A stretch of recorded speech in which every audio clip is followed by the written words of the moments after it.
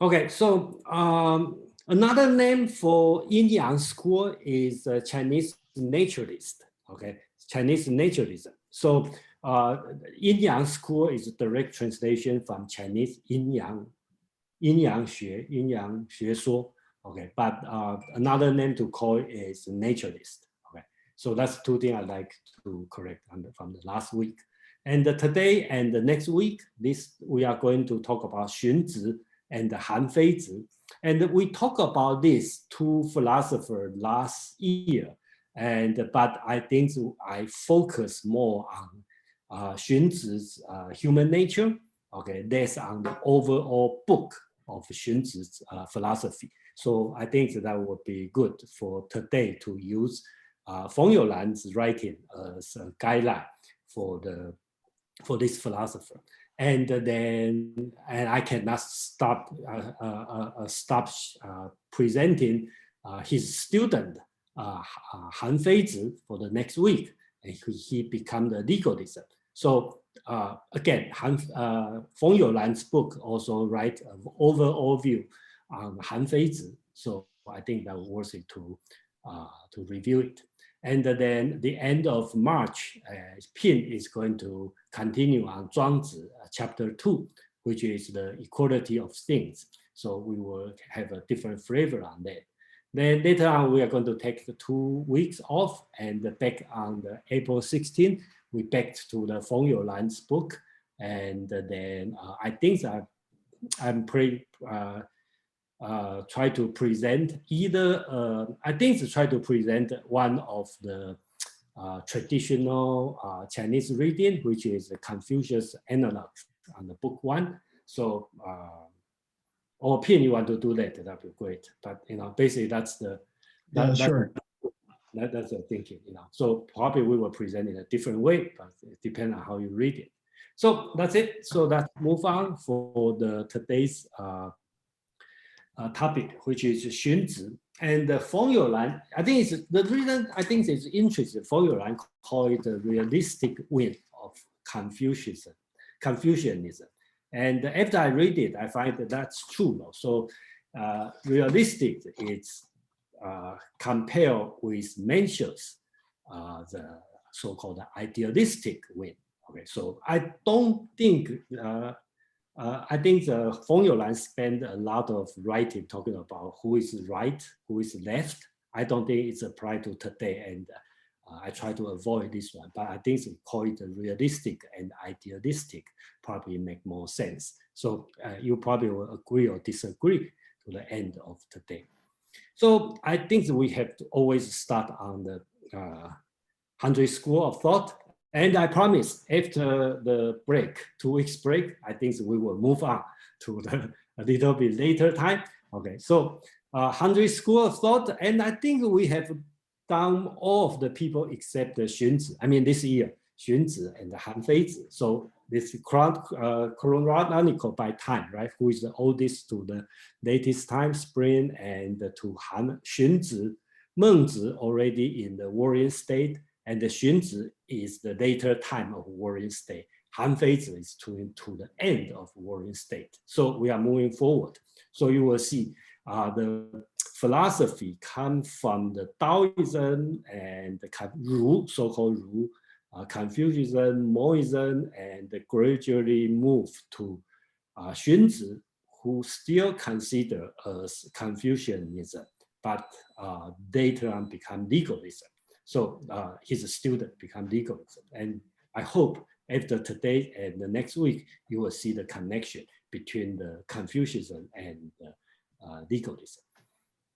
So again, that's quick review for the people who may not know the history of China. So when we talk about like 500 BC, they have many states in China, I mean this land. Okay, so during the 200, 300, the intensive war is reduced to 7 states. So you can imagine, during this kind of change. And I just use Pin's map. I think that one is good. It's clear. So that's today's subject, Xunzi. So you look at about 250 BC in the land of China. You can see on this part, here is like Beijing, and here is Xi'an, okay, and the west, right? So Qi, that's the state in Shandong. Confucius, all the Confucius thinking is from this state, okay, in the yellow part.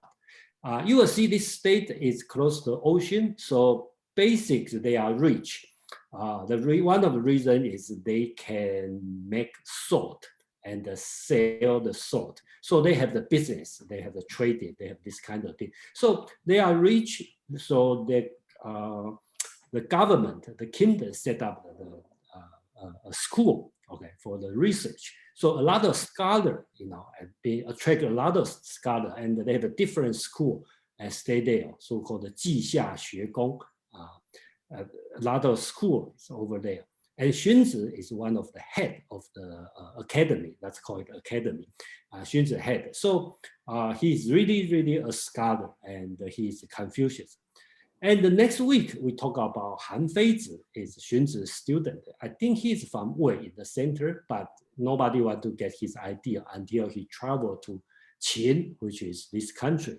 We consider, at that time, China considered them as barbarian. Okay, so if you think about in Greek time, the Athens and Sparta, right? Sparta eventually conquered Athens, but the Athenians consider Spartan as a barbarian or less culture. Same situation as the same time in China. Qin state is strong and powerful and being considered as lower culture. And Han Fei went to there and then reform the government and doing the legalism system. And eventually Qin dynasty, the state of Qin conquered the entire China. So that's the successful. All the other 100 schools, all the schools on the political sense all failed except legalism. We can put this way, during that time. So that's the system, okay, of the, I just draw this chart. I think that will help you understand the situation. So if we talk about Confucius, right? And then he's a student. When I say he's a student, it's not direct student because they have like 150 years apart or 200 years apart, so they don't see each other. But basics, Mencius and Xunzi follow Confucius' tradition. So we will consider, according to Feng Youlan, and which I agree, consider Xunzi is a realistic and the Mencius is more idealistic. So that's become like a two branch. And then Xunzi's student, Han Fei and Li Si, later on moved to Qin, the state of Qin, and become legalism. So they are doing legalism.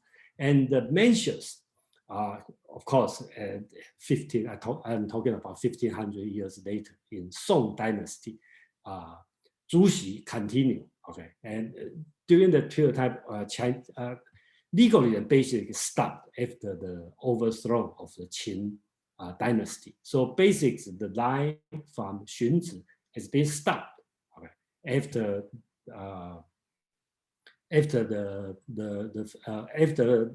Qin dynasty. So most of Chinese consider Mencius school as the orthodoxy of the Confucius teaching, and kind of like forget about Xunzi.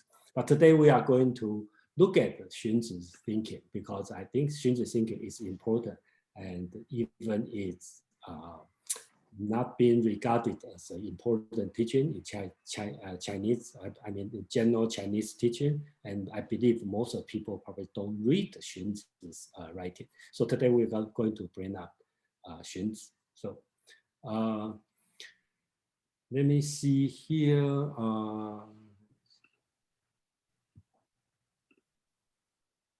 Okay, so again, in general, I like to read the book. Okay, so I think it's only from the book you can understand the philosophy.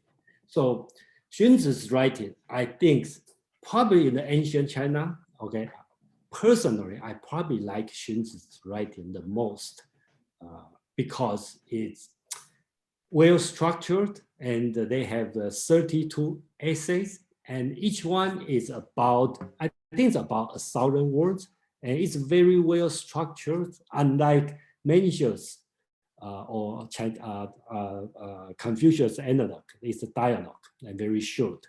And this one is a proper writing, very similar to Mozi's writing. But Mozi's writing is ancient, probably 300 years before this. So a little bit difficult to understand, at least to me. And Xunzi's writing is much easier to write, to understand. Same as Han Fei's writing. Okay, Han Fei's write about 55 chapters we have, and then both Xunzi and Han Fei's writing, I think it's wonderful. So they have 32 essays, and the one I highlight is the one I'm going to introduce, which also mentioned in Feng Youlan's writing. You probably already read part of that. So I'm going to bring up this one. One is the exaltation of learning, discourse on heaven, discourse on ritual, discourse on music, rectification of names, and human nature is bad. So I'm going to go through these six essays. So on that. So let's take a look, okay, on what he has written. I think his writing is, in general, is, for example, he's very kind of, for example, he talk about Fu, which is a poetic essay. He has told, and he has a Hsun, okay, which is like epigram, talking about political, okay, some rule or this one. So his writing is not only essay and some literature writing. So I think it's interesting to, if we have time, to go through his writing. Yeah. So that's a. Madeline has a question, I think. Oh, okay. So sorry. Okay. So that's okay. Okay. So that's a good time to have a question. Yeah. Yes, it's just a quick question. Of course, the questions are always quick. It's about when you talk about his style and his structure, and that it's easier to read than Moism. I'm just wondering, are you reading these in the way the older characters were then, or are they in modern traditional Chinese characters? But it's harder to understand the sense of it because the meanings or word combinations or something have changed? I would say the form of the character doesn't matter, okay, because it's easy to, there's one-to-one convert. So I read both simplified and the traditional. So it's not a problem to me. And I don't think it's a problem to anybody, because in the computer, you can easily convert one to the other without any mistake. And when I say difficult, of course, it's biased. I say difficult to me. Okay. The reason is the structure and being Western educated, right? Western style. So when I say easier, that could mean they have the Western kind of structure, beginning, opening statement, they have the argument, they have the support, then they have a conclusion. So they will make my understanding much easier, which is a westernized reader. So of course it's biased, but you know that I just share. That's my opinion. Yeah. Wait, Jason, I think Madeline was asking about the why Mozi is different from Xunzi, even though they both have a logical approach. Okay. So I think part of it is that also there, as you said, there's a few centuries between them. Mm-hmm. And I think the technology at the time in the writing tools and the production of books probably had advanced. So the language itself was, you know, at Mozi's time, it was like an entire concept might be expressed by a couple of characters, whereas Xunzi was more verbose. So when we read these two different books today, the more verbose one is easier to follow, easier to understand. Yeah, thank you. I agree on that. Yeah, I totally agree on that. Yeah, it is 200 years different, And Moses' writing, of course, I think I like it. It's pretty good writing based on his standard during that time. But the sentence is much shorter. If you will see, it's much shorter in Moses' writing. So it's a lot of room you have to interpret. So you need a lot of help to understand, and a lot of texts for 2,000 years, scholars still don't understand in Moses' writing and the basics, Xunzi's writing. And if you do some work, you should be able totally understandable. That's the point. So if no other hand, then let's move on. Okay. So today we will try to do, I will have like 4 or 5 break and have a question, a discussion for the short discussion. So we will always have time to discussion. So let me read the first text. Okay, that's on his chapter 1. It's not included in Feng Youlan's writing, but I think this one is very important because it's the first paragraph from the first chapter, the first essay. Okay, exaltation of learning. I think this one is important. And Feng Youlan not included this one, but I think we should read this one and then keep this one in mind, and they will make all his argument understandable. So let me read it. I once spent the whole day pondering, but it wasn't as good as a moment's worth of learning. I once stood on my toes to look far away, but it wasn't as good as the broad view from a high place. If you climb to a high place and wave, you have not lengthened your arms, but you can be seen from farther away. If you shout from upwind, you have not made your voice stronger, but you can be heard clearly. One who makes use of chariot and horses has not thereby improved his feet, but he can now go 1,000 miles. One who makes use of a boat and oars has not hereby become a strong swimmer, but he can now cross river and streams. Xunzi is a moral agent. Remember, he's still a Confucianist. So Xunzi is a moral agent, the role model. Xunzi is not different from others by birth. Rather, he is good at making use of things. So that's his opening statement on his philosophy. I think that's very important. And we will discuss why it's important, because he kind of talk about human, not human nature, more on the nurture, how to use the thing, how to improve yourself. That's the difference. So let's give a few minutes if you have a question or you want to discuss before we go to our main subject. Anybody have anything to talk about? So I will put a suggest question is making use of things to encourage people to learn and study. How do you think about this kind of argument? Do you think that makes sense, or is convincing, or anyone have any opinion or any suggestion want to talk about this? I think Alex and Brian. Oh, sorry, I didn't see. Alex, please. Yeah, it sounds like the utilitarian of things. Like it sounds. I can see like how Han Feizi adapt to this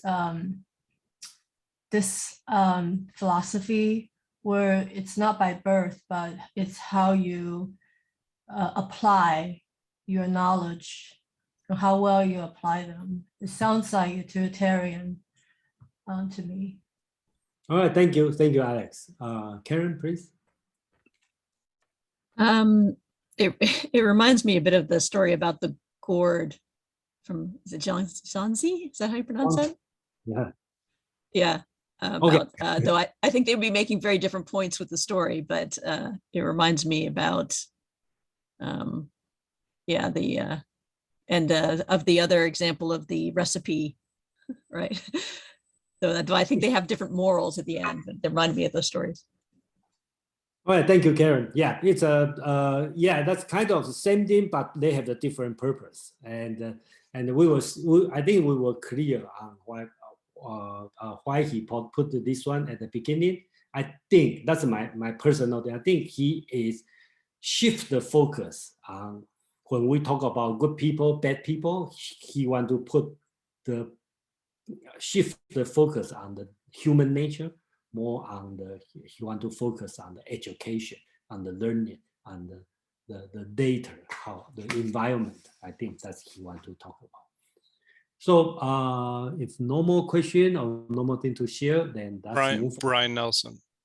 Brian? Okay, thank you. Brian, please. How come I don't see the hand?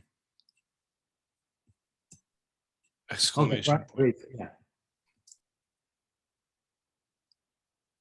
Yeah, Brian. Yeah, I see your hand now.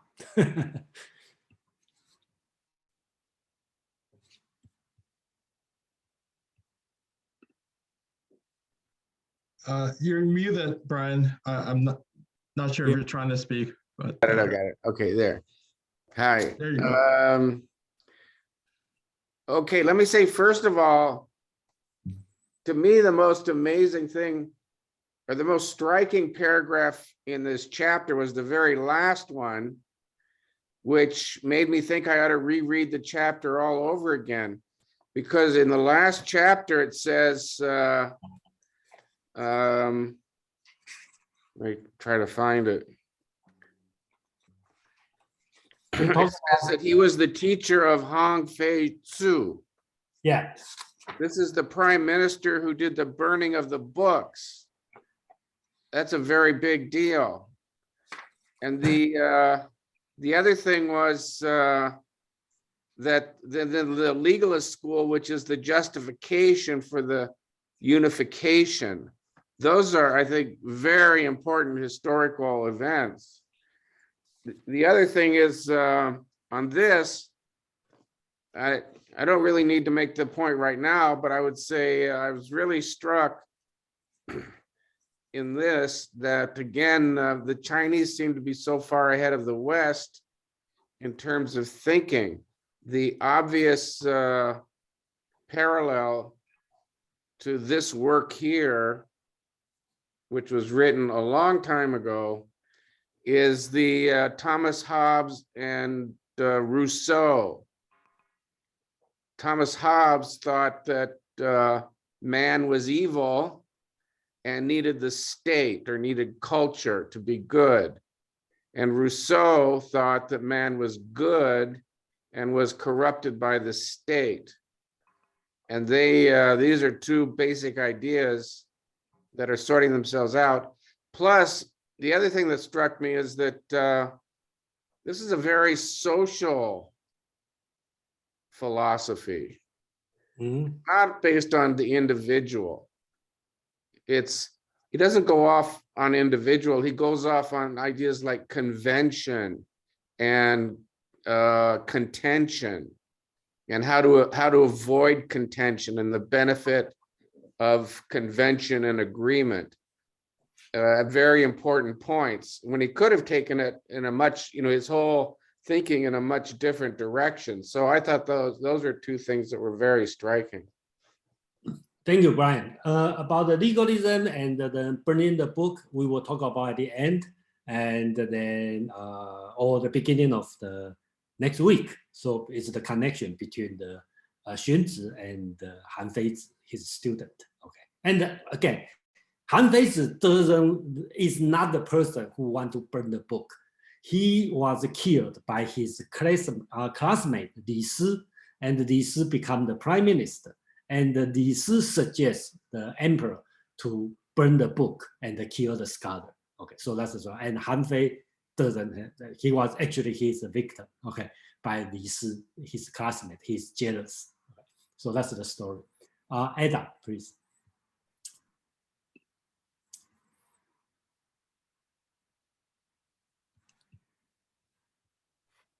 That's all I have. Okay. Yes, hi. Hi. Thank you for calling me. Sorry, I had to just adjust my device. Yeah, well, thank you for introducing this topic. I happen to have a book that talks about some of the Eastern thinkers.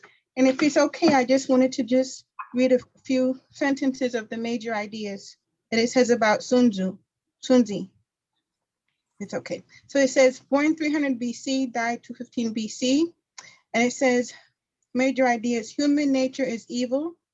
Evil arises from the unchecked expression of desire and emotion. Human beings are capable of becoming good through the civilizing activities of teachers and rulers.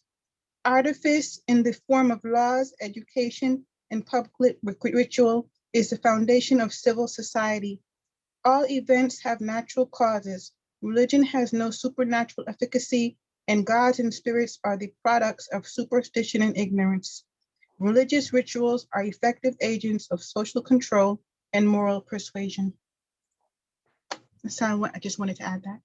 All right, thank you. Yeah, and Xunzi will be we will cover this, and probably that will be more suitable for next week. So Hanfei, I hope we continue on that next week.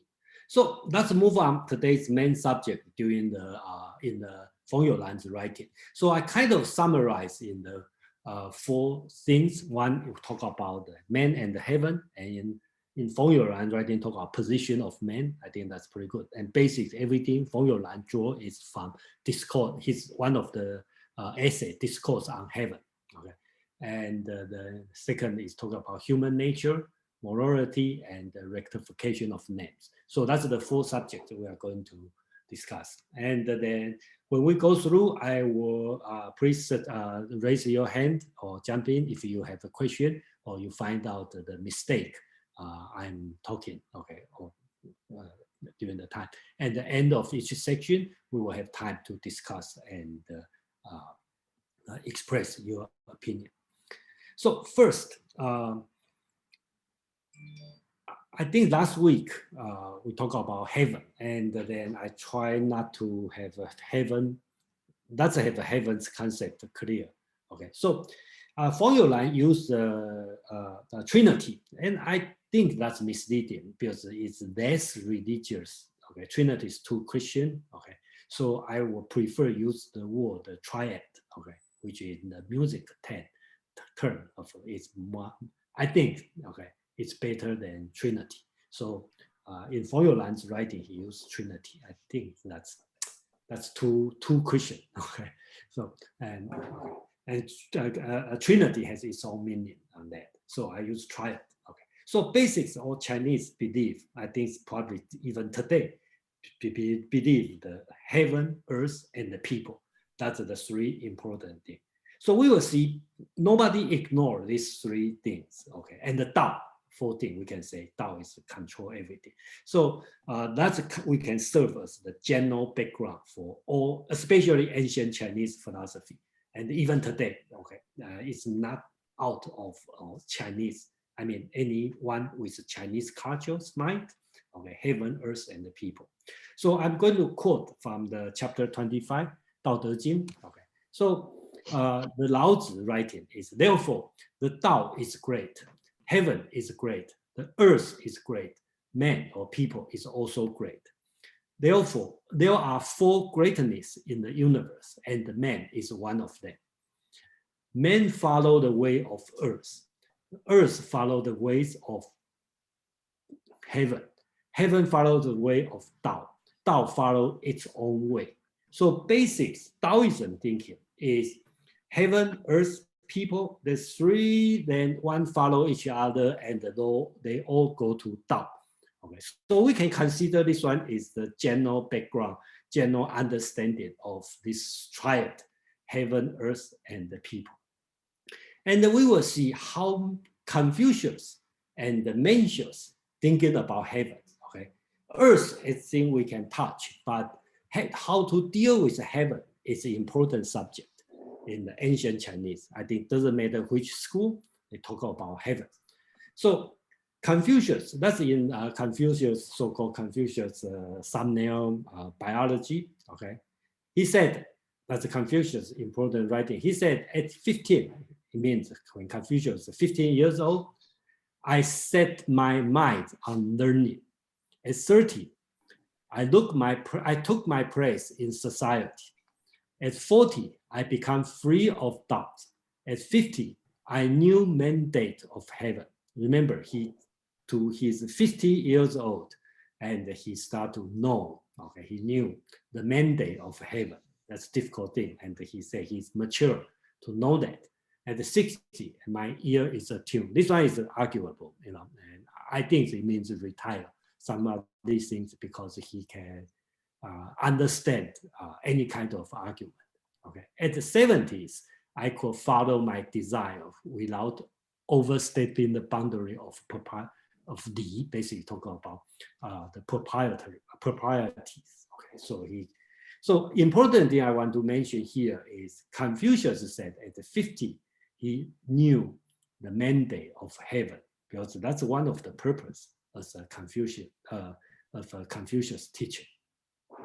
Mencius also has the writing on this. By developing one's heart mind, in Chinese talk about Xun, which I like to call it heart mind, because Chinese thinking about heart is the organ to thinking. So just like equivalent to Western concept of mind. So by developing one's heart mind, one knows one's nature. And by knowing one's nature, one knows heaven. By preserving one's heart mind and nourishing one's nature, one can serve heaven.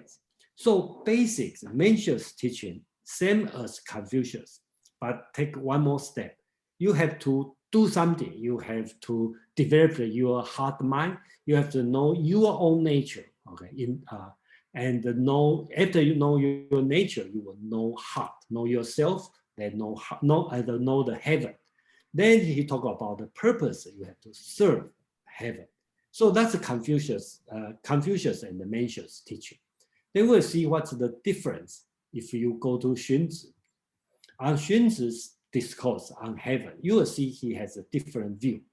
He talk about, let's just read the beginning and the end of the first paragraph. The activity of heaven are constant. They do not persist because of Yao. Okay, Yao is, when we talk about Yao, Hsun, Yu, these three persons, that's the sage kid without any difference. You just, whenever you see the ancient writing, when they talk about Yao, Hsun, or Yu, that means that's a sage kid, our role model. They do not persist because of Yao, because according to the legend, when Yao's time, Yao is the sage king, everything is good. Do all the good thing. Okay. They do not perish. The activity of heaven do not perish because of Jie. Jie is a tyrant. He do the very bad thing. So basic, his idea is, Xunzi's idea is the heaven is doing his own thing. Everything has its own rule. Heaven will not do anything different if you have the sage king or you have the tyrant rule the country. Heaven always doing the same thing. Okay. The final he talked about what we should do. And so one who understands clearly the distinction of heaven and the human can be called a person of utmost achievement. So different than Confucius and Mencius teaching. Confucius and Mencius teaching is talking about knowing the heaven or knowing the mandate of heaven. But according to Xunzi, heaven is not going to behave or doing anything different, okay, according to who is ruling the state. He wants people to understand, knowing the distinction of heaven and the human. Remember the distinction. He doesn't think we need to know heaven. We need to know what is heaven, what is human. That's Xunzi's teaching. So later on, he continued on his writing on the second paragraph. He talked about when heaven has his proper season, earth has its proper resources, and the people have their proper order. This is the power of triad, okay, which Feng Youlan calls the power of Trinity. He's talking about heaven has heaven's job, earth has earth's job, people has people's job. And later on, he talked about to give up the debt wherewith man can form a triad, and yet still desire such a triad. It's a great delusion. So human people has to do people's job. You don't expect the heaven, the earth do it for you. So he is focused on the human. So he brings the human in a different position. So let's continue. This one is not included in, this one also included in the Feng Youlan's writing. You probably already read it. I probably, Feng Youlan only put a few lines, and I try to put the whole paragraph. I think this argument is, in the point of view, is very advanced during that time. So let me read it. One performed the rain sacrifice and the rain. Why? I said, there is no special reason. It is the same as when one does not perform the rain sacrifice and it rains anyway. When the sun and the moon suffer eclipse, one tries to save them. When heaven sends drought, one performs the rain sacrifice. He's talking about you perform the sacrifice and it's rain. It's just like you don't perform the sacrifice. It's still rain, okay? So it's not because you perform something, then the heaven change. Okay, that's what he tried to bring up in this paragraph. And then he continued. One performed divination. Okay, he's going to talk about Bu and the Shi. If you were here last week, we talked about one of the tradition. Feng Youlan call it the divination. I try to call it the Bu and the Shi because that's two different skills, right? Bu is use the what's that? The turtle shell, a tortoise shell, and the Shi is use the stick. Okay, so use the definition and then decides on important affairs. Okay. Xunzi is not against this behavior, but Xunzi has different opinion on doing this.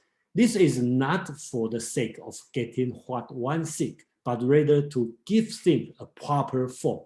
In Chinese, called wen, decorum, or to gloss over the matter. So we just do it. It's a form. Okay. Thus, Xunzi, okay, again, that's the role model of anybody have to be. Look on this means the divination as a proper form. But the common people, I mean the regular people, the commoner, took on this supernature. He who looks on it as a proper form is good. He who looks on it as supernature is ill. So here he is teaching the government officer or the aristocrats or the Xunzi. Okay, you still do that. Okay, but the commoner would think that's supernature. But you know, it's just a proper form. You just perform. And this one is going to relate it to his later argument about the ritual. So that's his writing about the heaven. Let's continue on next one. This one is not included in Feng Youlan's writing, but I think this one is also very excellent writing on this one. So I like to include this one. So this one is he asks 5-6 questions, of course. Okay. To exalt heaven and long for it, why not nourish things and oversee them? To obey heaven and praise it, why not adapt oneself to the environment and use it? To hope for proper time and way, why not seize opportunity and act? To rely on things and increase them, why not develop their powers and transform them? To think of things and compel them, why not look after things and keep them? To wish that things may come to pass, why not take what one has and bring them to pass? So from this sentence, you will see Xun's idea is very realistic and human-centered. In one sentence, don't expect on the heaven, don't expect something to come.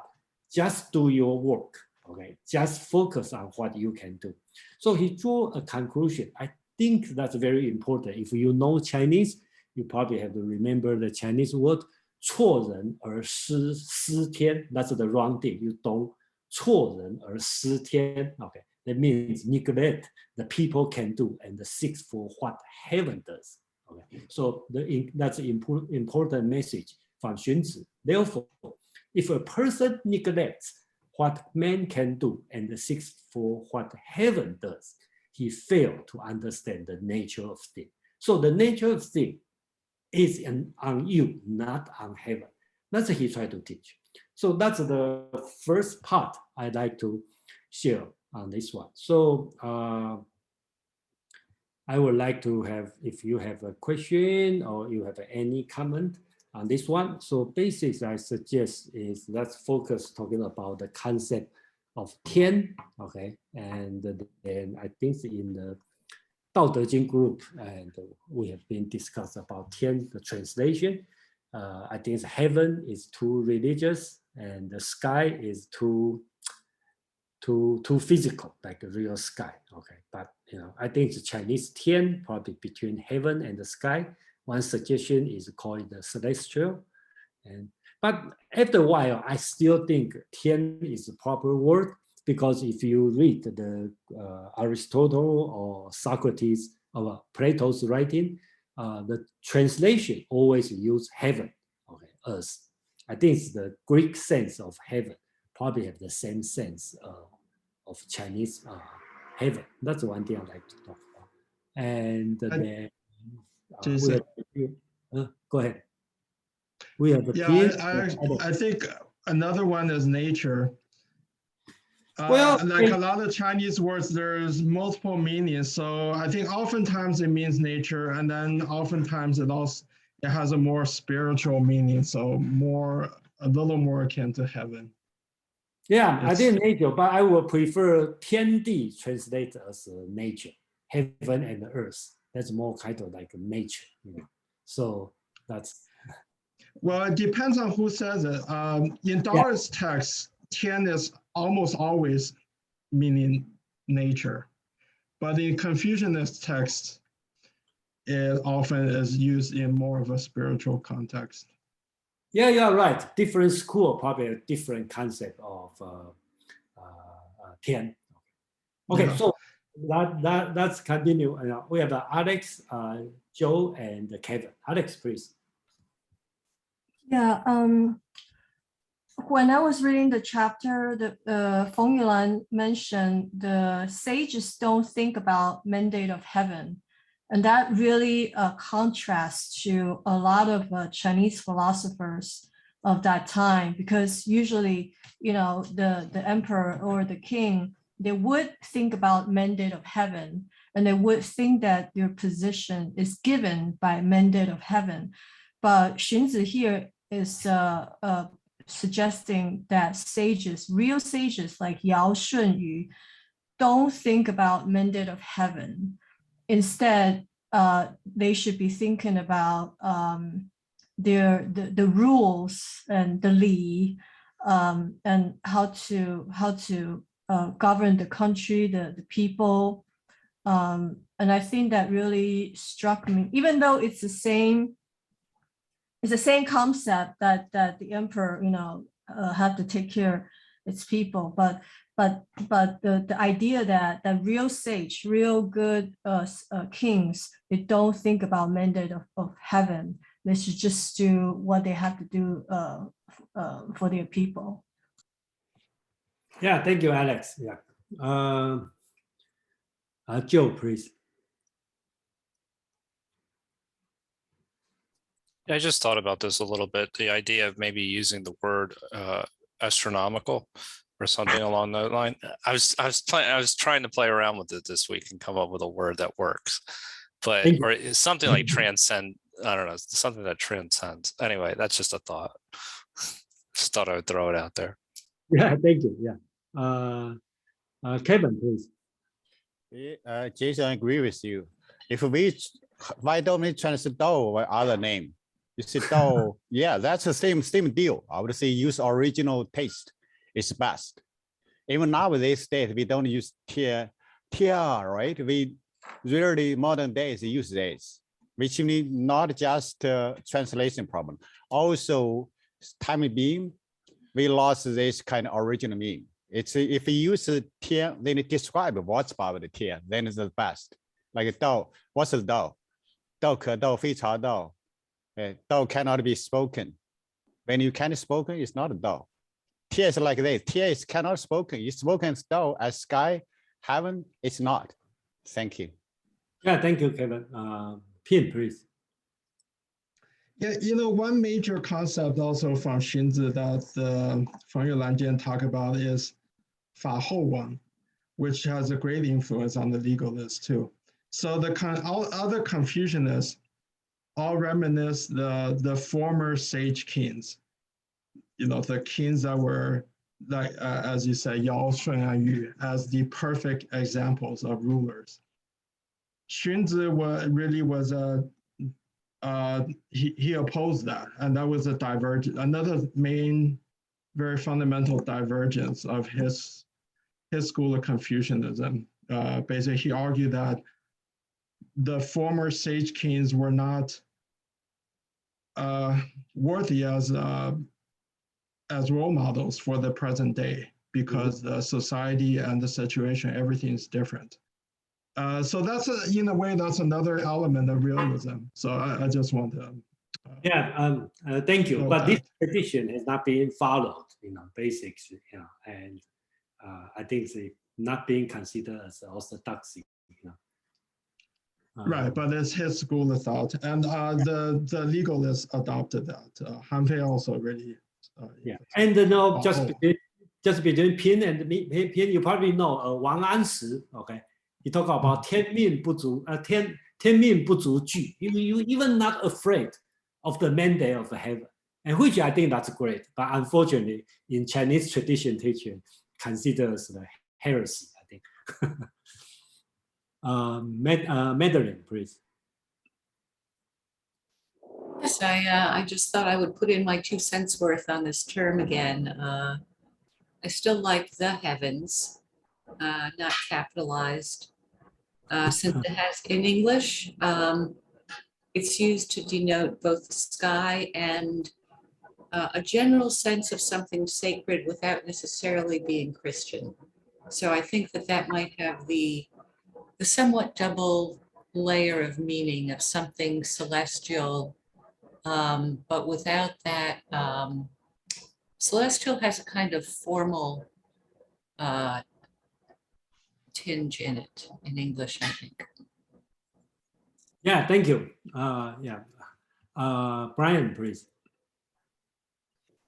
So if you're looking for suggestions, Providence and Fortune come to mind. In the Western tradition, sometimes God is, especially in some of the evangelical, the Protestant traditions from the modern era, they refer to God as Providence, or with a capital P. And then, but getting away from the idea of a personification. And then Fortune is kind of the same thing, but that dates back to a different era. That goes back to the Greeks and Romans. Fortune was Fortuna. That was a person. And that was Providence puts emphasis on the power of heaven. Fortune puts emphasis on the impotence of the individual to influence certain things, I would say. So those are just ideas. Yeah, I think probably that would be a very good match if we translate the mandate of heaven to the providence, right? So that probably a pretty good match on that.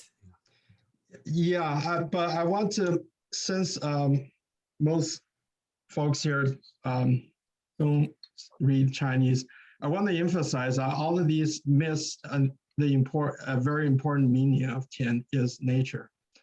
I think Xunzi explained it in one of his essays really well, that the fact that a cow has 4 legs, that's heaven. But when people put harness on the cow, that's man-made.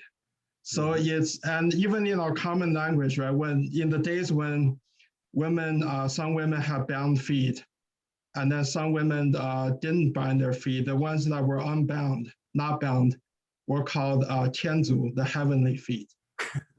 So that just means it's the natural feet. It hasn't been altered. Right, so that's a very important meaning. So I don't want I don't want folks to lose that. You know, those of us who speak Chinese already know that, but I think it's really important because none of these words like sky, heaven, celestial capture that, and that's the one of the main meanings of this word. Yeah, thank you, Pin. Yeah, that's probably my fault. I'm not thinking about that heaven because they use it in the everyday language, so you forget. Yeah, thank you.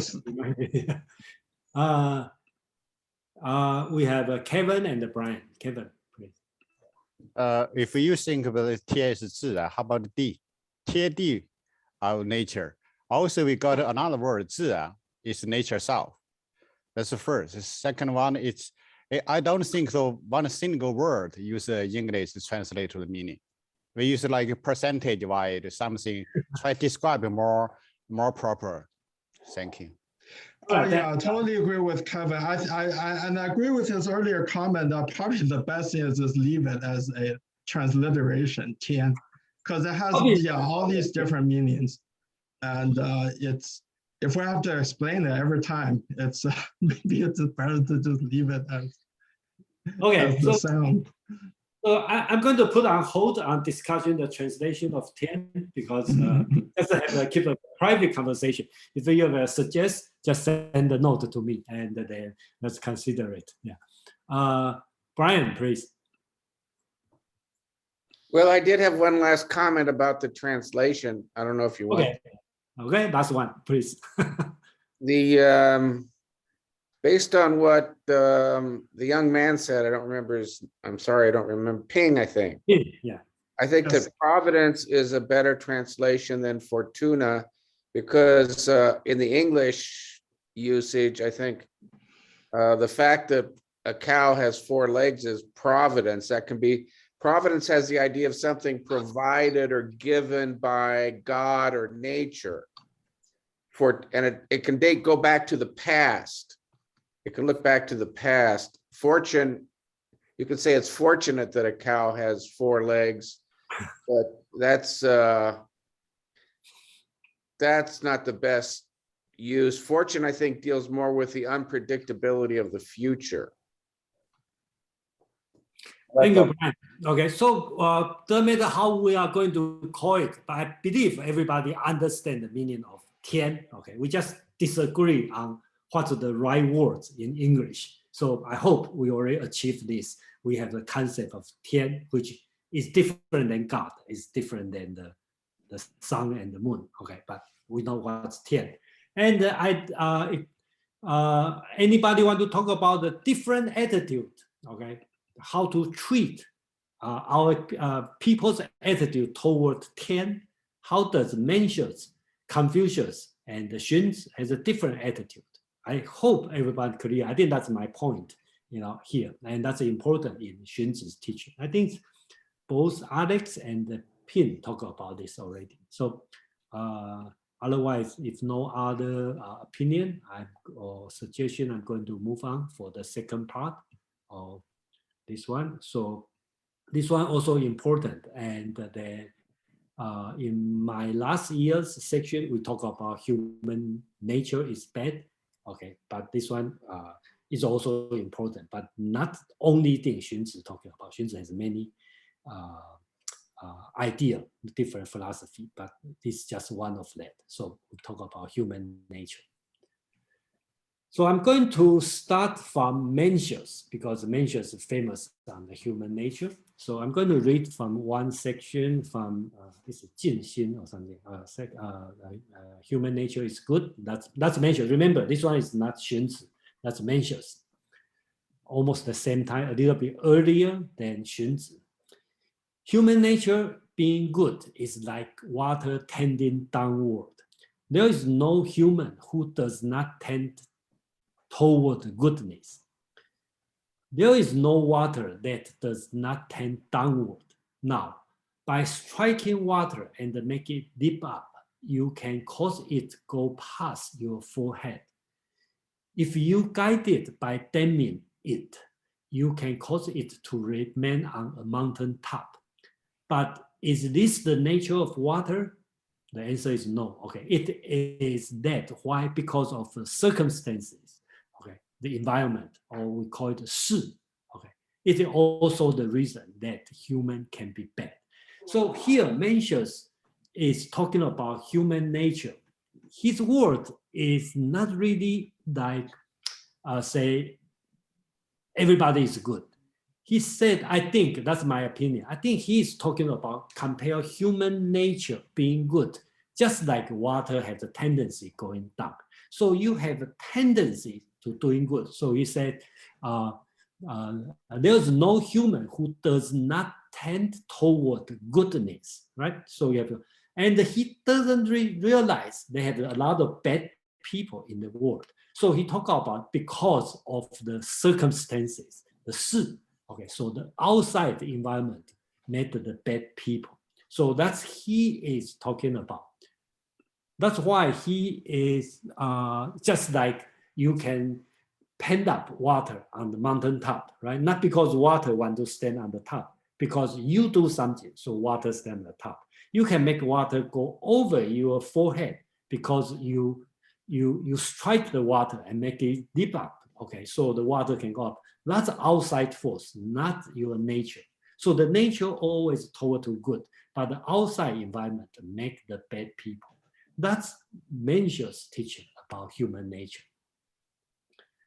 So let's compare what Xunzi talking about, the same subject. That's a different essay. He has a whole essay talking about human nature. So people's nature is bad. Their goodness is a matter of deliberate effort. So that's famous. He talked about way. He used the word way. So another way to translate is fake. Okay, human nature is bad, but the good people, because they fake. Okay, I think that's a too straightforward. It's do it on purpose, artificial. Okay, so the good people is not because their nature is good, because it's artificial effort. You have to do extra effort to be good, not naturally be good. Now, people's nature is such that they are born with a fondness for profit. If they follow along with this, they struggle and the contention will arise, and the yielding and the deference will perish therein. They are born with a feeling of hate and dislike.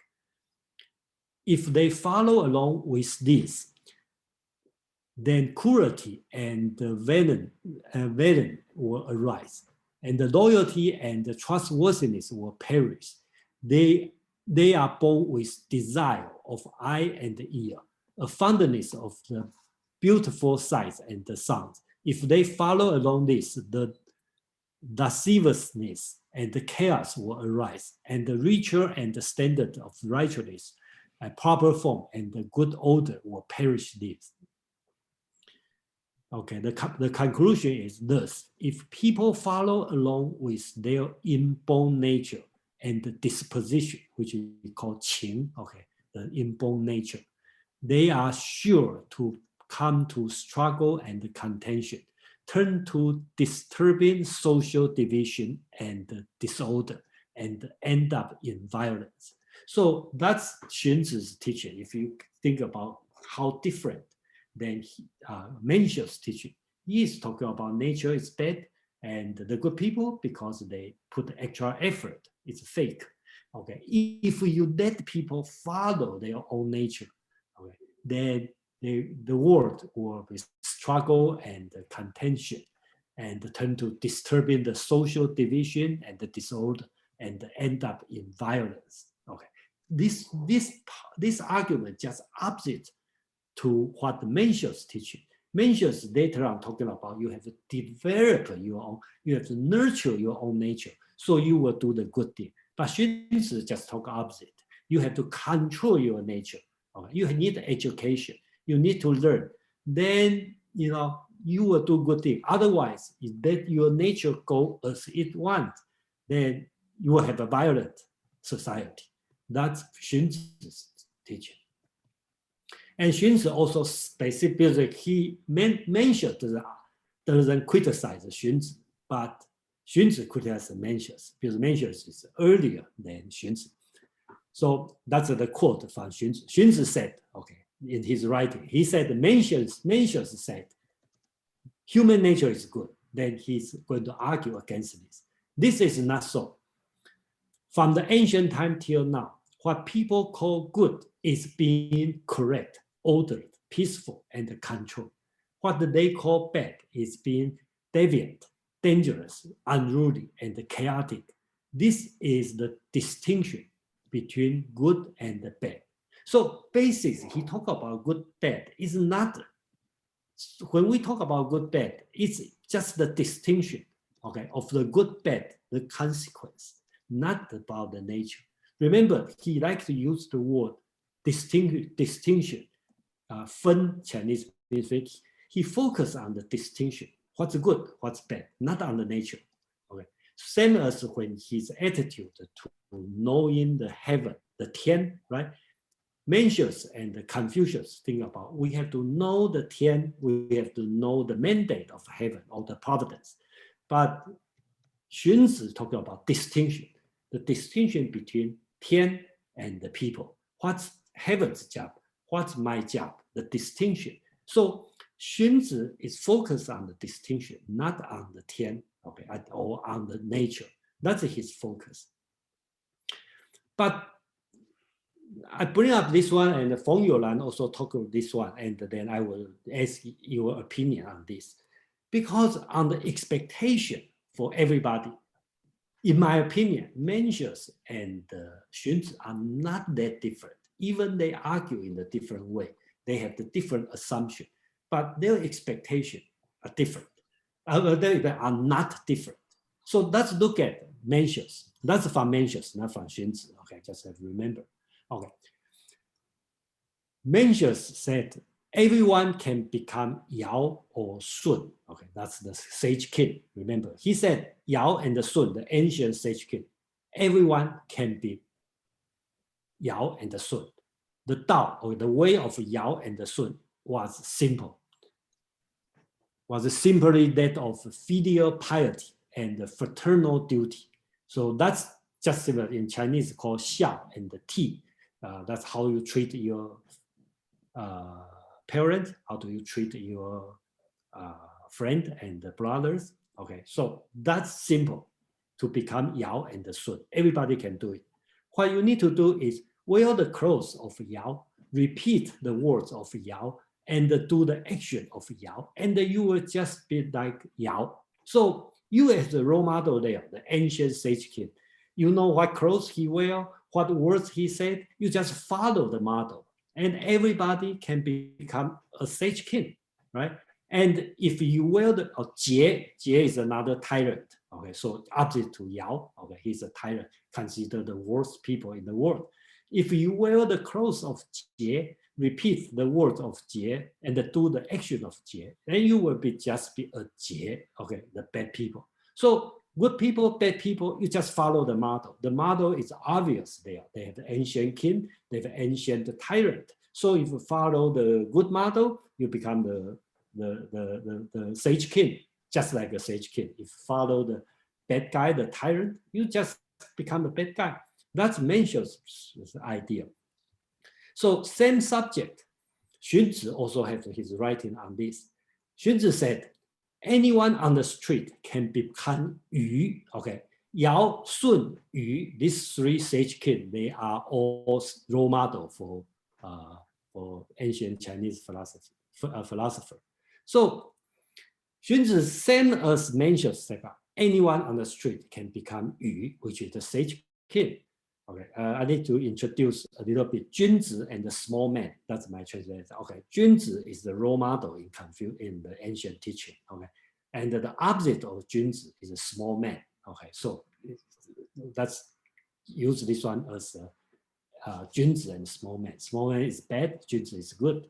A small man can become a Xunzi, but he refused to become a Xunzi. A Xunzi can become a small man, but he refused to become a small man. So basics, what Xunzi's argument, that's all you want to do. Okay, you want to be the good people, you become a good people. You want to be the bad people, you are bad people. So that's why he drew the conclusion. Everyone on the street has the capacity of knowing 仁义 Ren is benevolence, Yi is righteousness, right? That's the typical, we can call it the four cardinal virtue, okay? And the knowledge and uprightness, right? Everybody have the capacity of knowing this virtue. He also has the means to carry out Ren, Yi, lawfulness, and rightness. Okay, he not only has everyone on the street have the capacity of knowing this virtue, and they also has the means to carry out this virtue. Thus, it's evident that he can become Yu. So, I will see they are the same. They expect, both Mencius and the Xunzi expect everyone on the street, everyone, you and me, can become the sage king, okay? And then they also have a potential to become a bad people, a xiaoren, a small man. But that's their argument. It's a little bit different here. So that's about the human nature.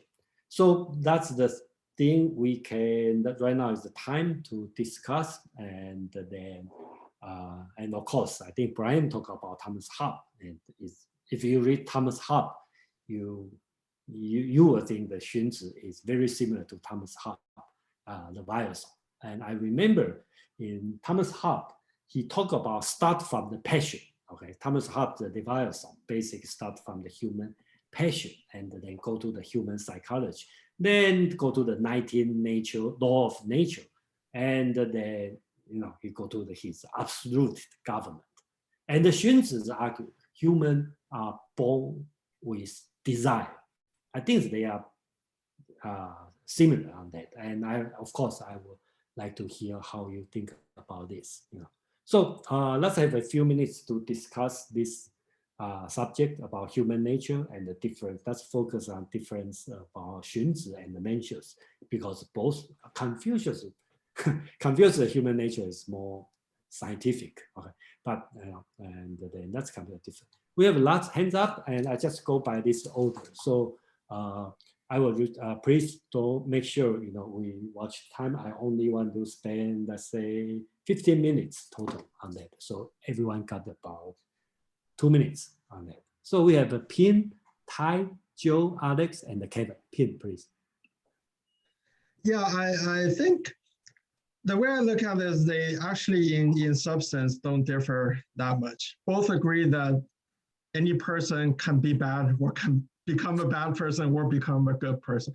I think the main difference to me is in the emphasis. Mencius emphasizes inspiration. That basically, he's kind of like an inspirational speaker.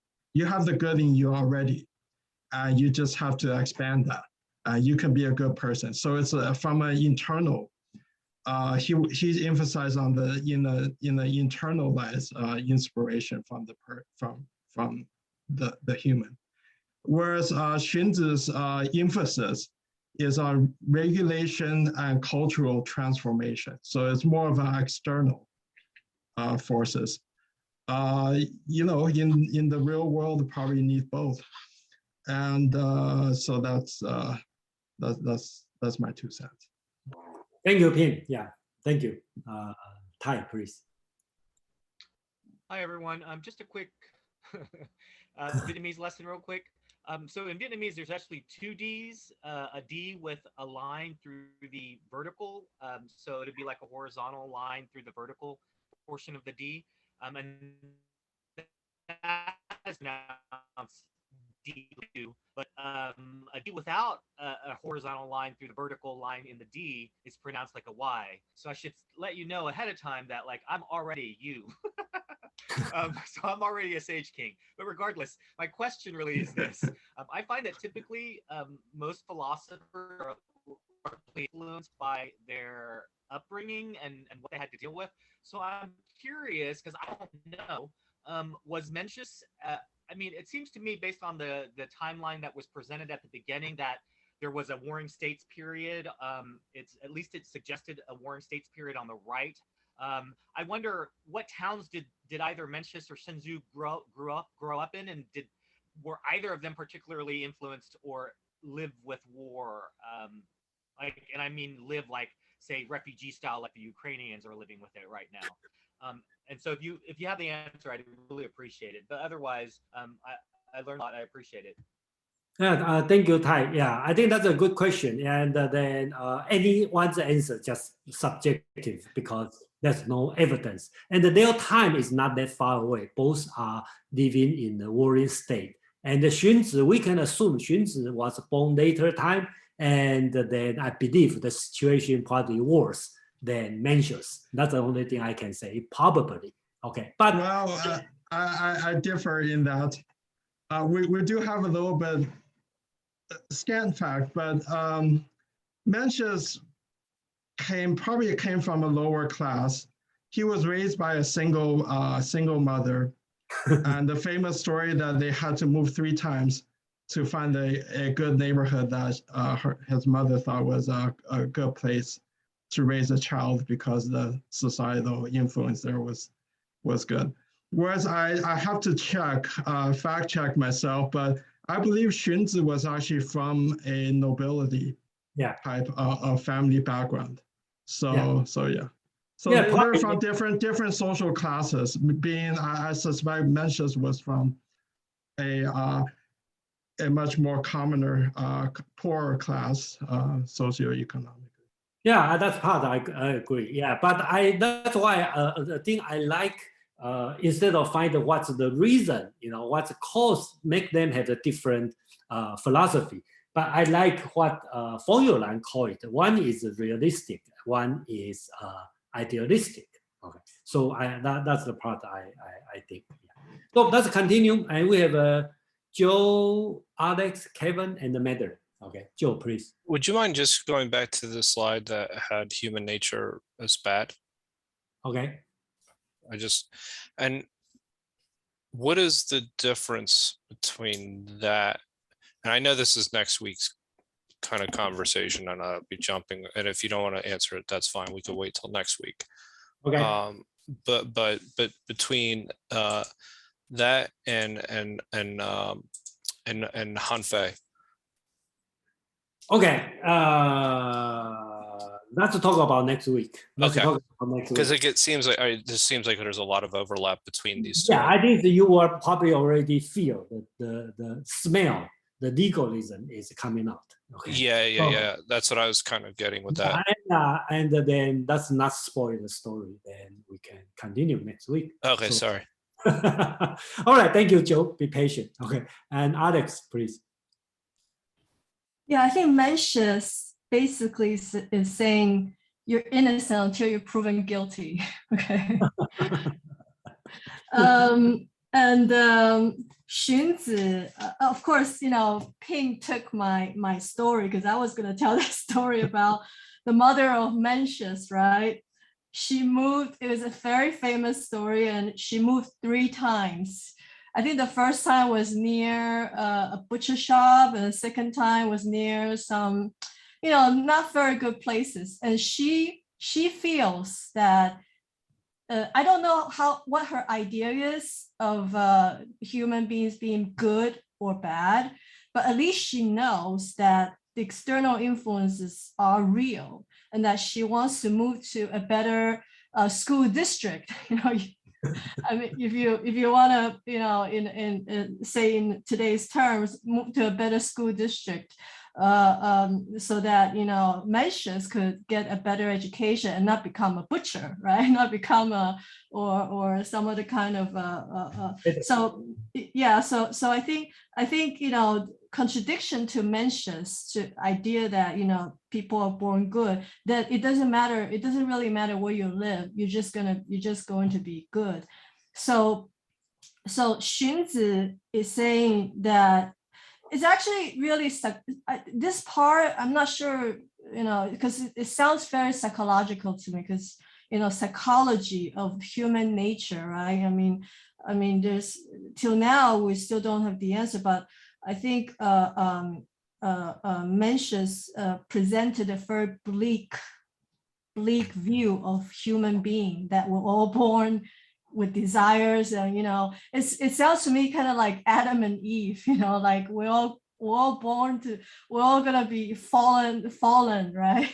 And it's quite bleak to me. And I'm not sure I really like Mencius' idea of human are born bad. I mean, there's a lot. I mean, of course, with today's science, we know a lot more about human psychology. But his distinctive view that that human are born bad is just too much to accept. Although I do like his idea of what we should do about the desires. We should learn the Confucius ways. So I think separate from his theory of human are born bad, I think that what he does is trying to at least is trying to prevent people from fallen.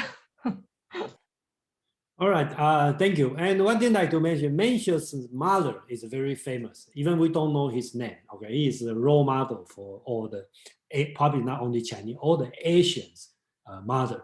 And you will see a lot of Asian family. Well, not only Asians, right now, a lot of family try to pay more price to live in a better school district, and that's start from Mencius' mother. Yes. Thank you for bringing that, and that's an interesting story. And Kevin, please. Yes, thank you, Jason. Follow your story about Mencius' mom. Why she was movie? Because her son, the environment is not good for her kids to grow, Mencius. So she try to find a better place. From the aspect, the mother could be blue. It's bad. Nature is bad, could be, or neutral. It's anyway. Let's just follow that story. For me, I would say between Mencius and Xunzi, it's the opposite of thinking. You see one thing good, opposite also makes sense.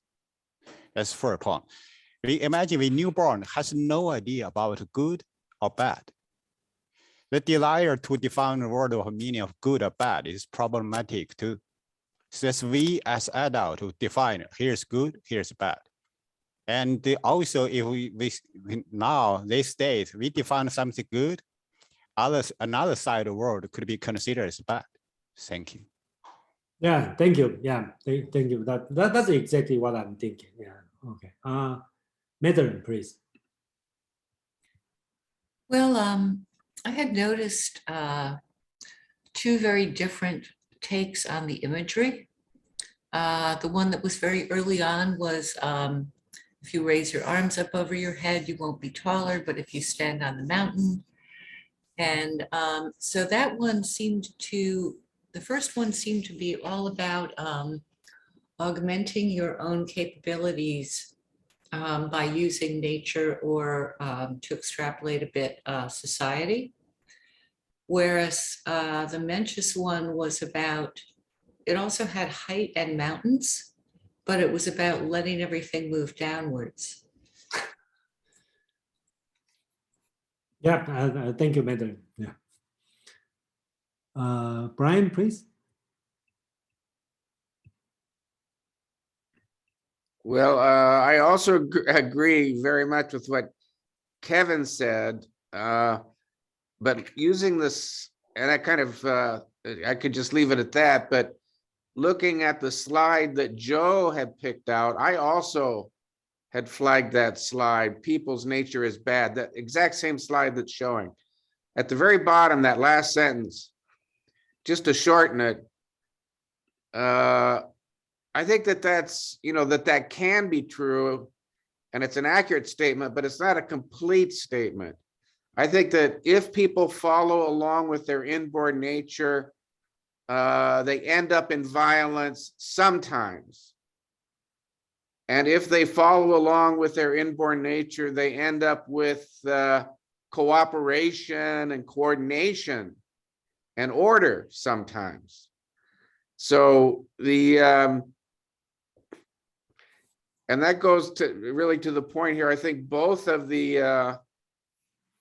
Mencius and this other writer are they're assuming a certain context in which there is a certain amount of coordination and cooperation already. Yeah, thank you, Brian. And then thank you to point out some subtle things, Okay, let's read this one closely on that. He said that if people follow with inborn nature and disposition, they are sure to come to struggle and contention. So it's not probably, it's sure. In Chinese, it said, Hsun, be, okay, must, okay. If you follow this one, it must happen this way.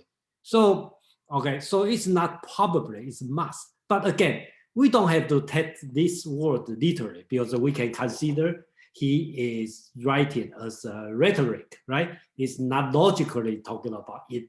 A must cause B. He's talking about must as a strong word, a rhetoric purpose. So that's another way to read it. So that's the thing I'd like to point out.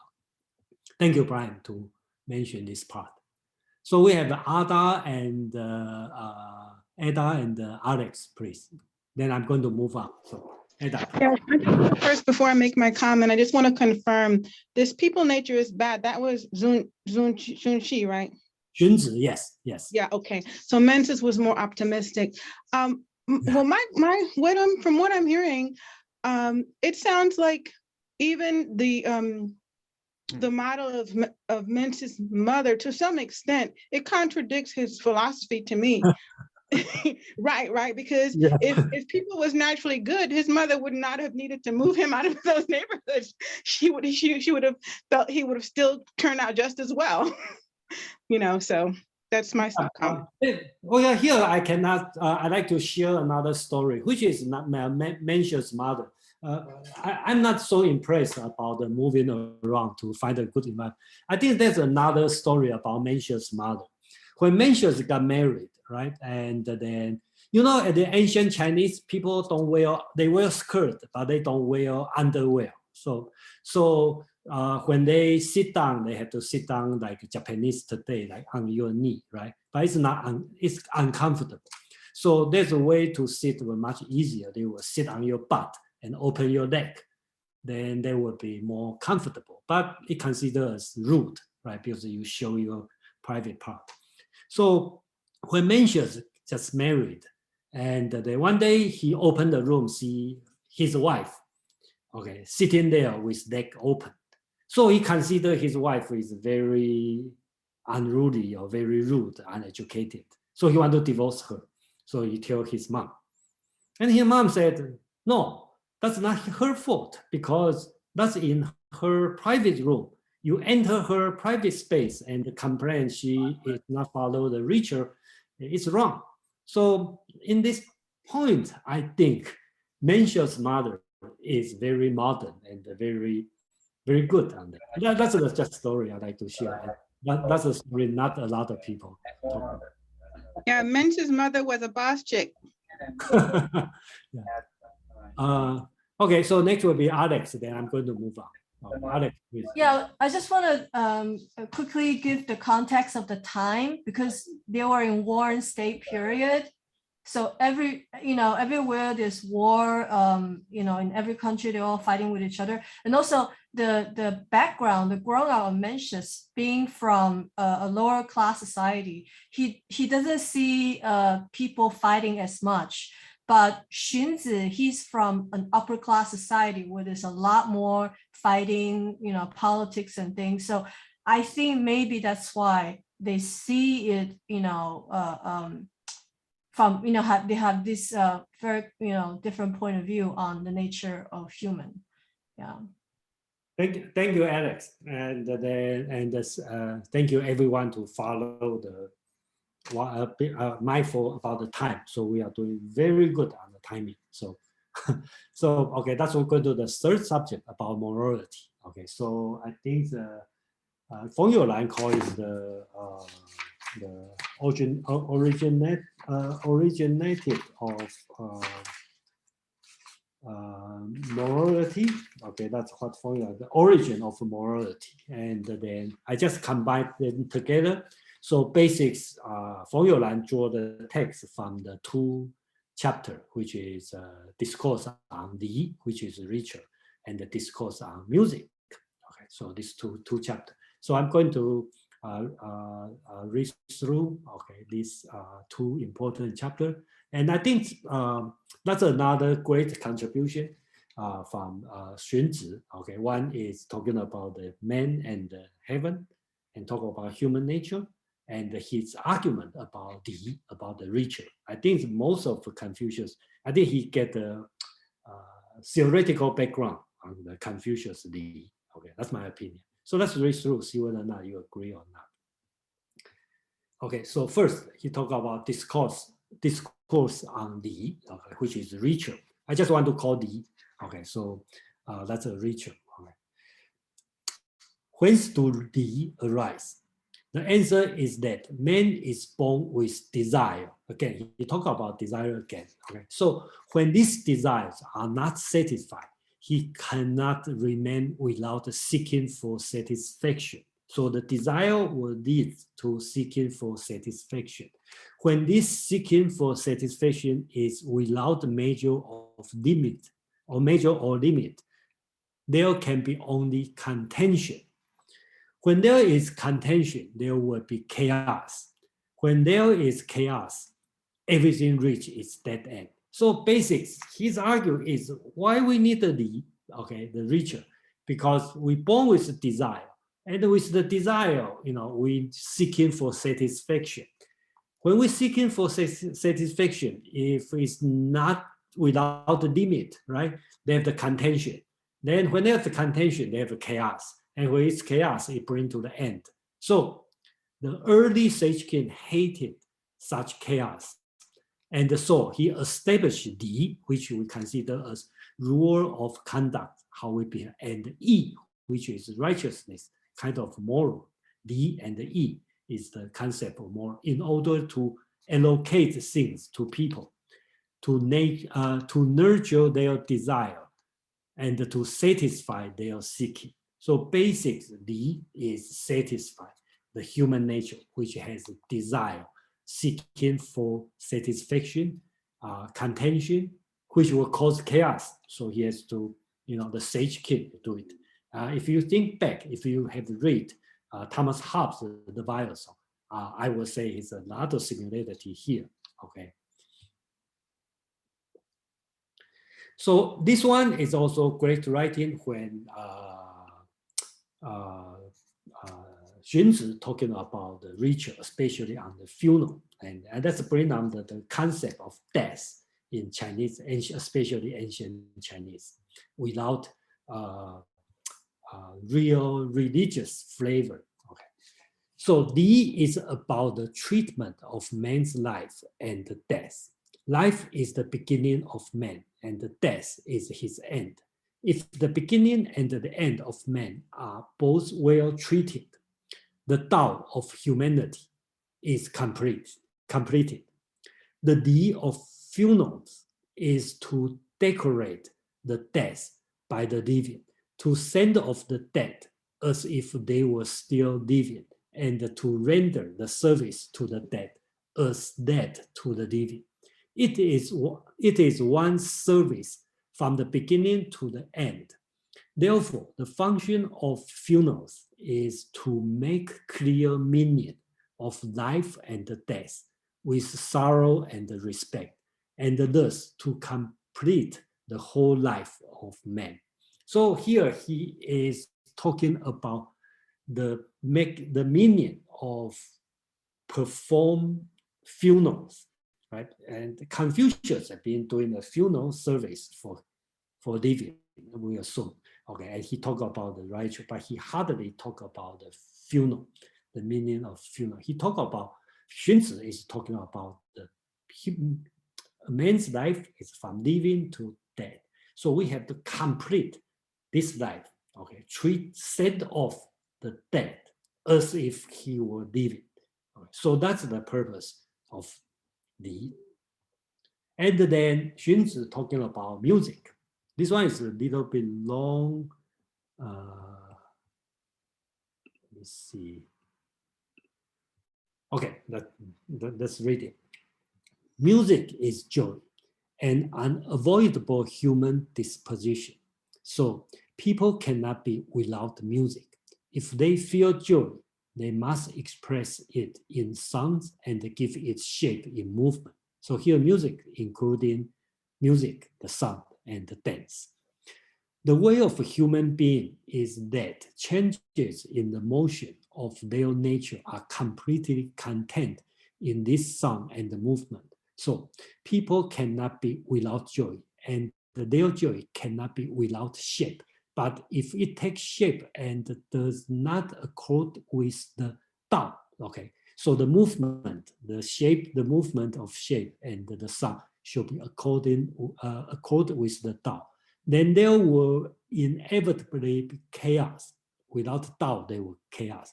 The early sage king hated such chaos, and therefore they established the sound of Ya and the song. Okay, so Ya and the song is the ancient sound. Okay, Ya and the song is the sound. The ancient sage king made the sound. Okay, I don't know what the sound sounds like, but they consider as the proper form of music and the dance in order to guide them. They cause the sounds to be enjoyable without becoming excessive. They cause the pattern to be recognizable without becoming degenerate. They cause the progression, complexity, intensity, and the rhythm of the music to be sufficient to move the goodness in people's heart. They cause perverse and corrupt qi, okay, the bad qi, to have no place to attach to the people. This is the manner in which the early sage king create music. And so why is Mozi denouncing it? If you remember, Moism is against music. So he thinks music is wasteful and then not good.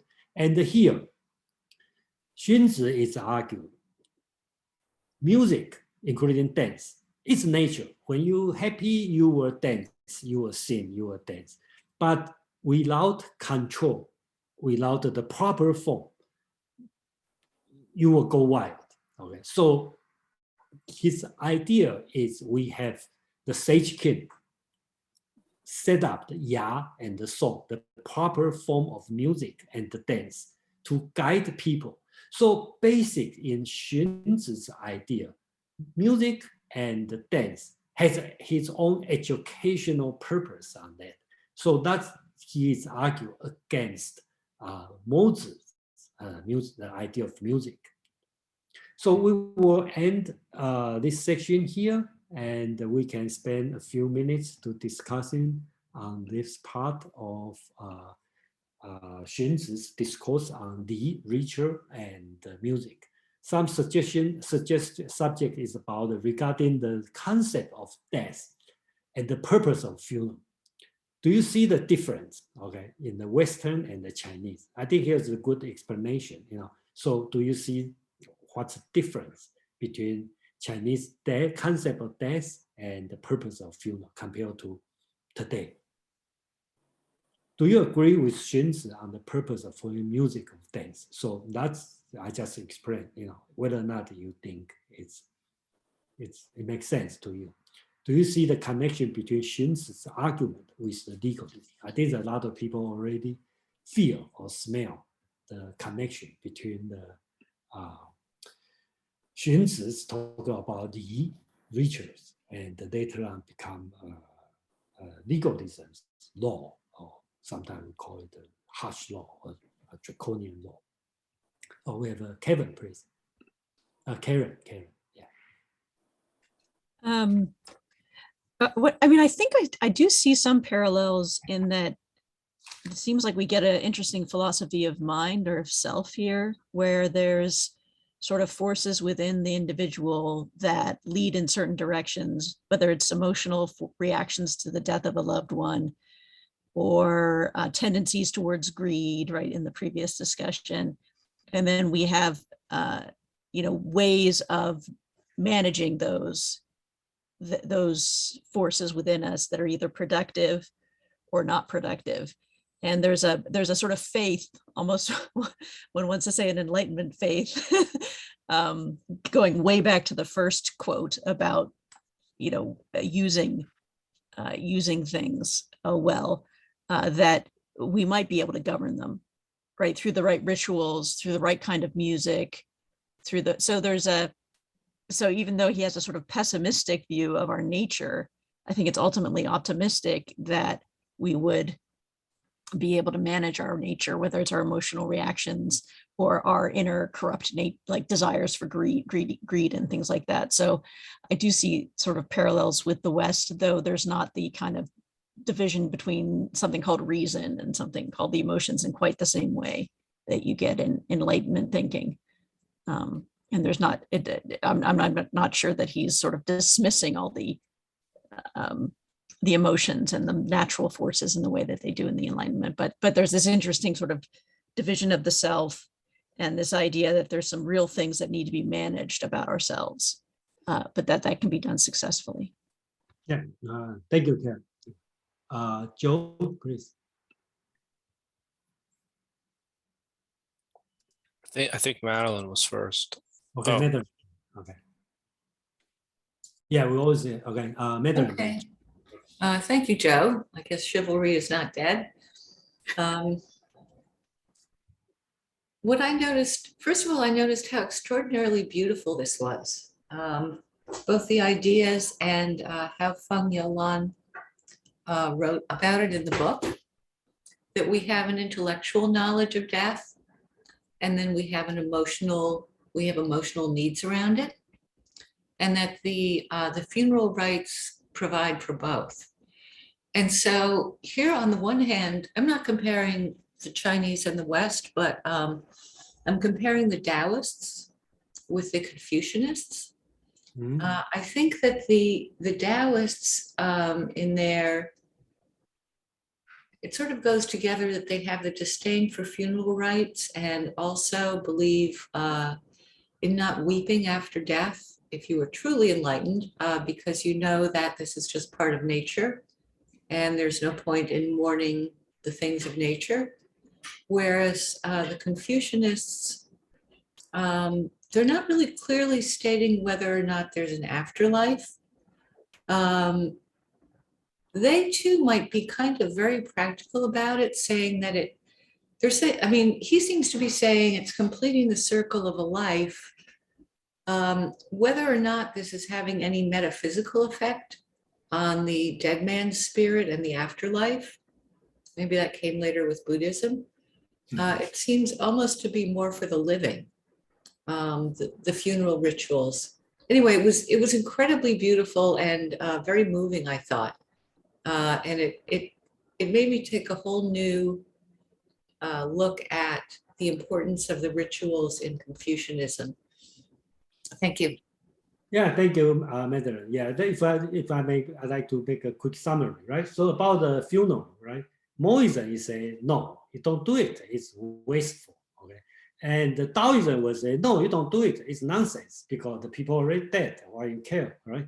And then Confucianism is talking about that's you need to perform the ritual, the rites. So it's complete the person's life. We have to send off, make it from the beginning to the end.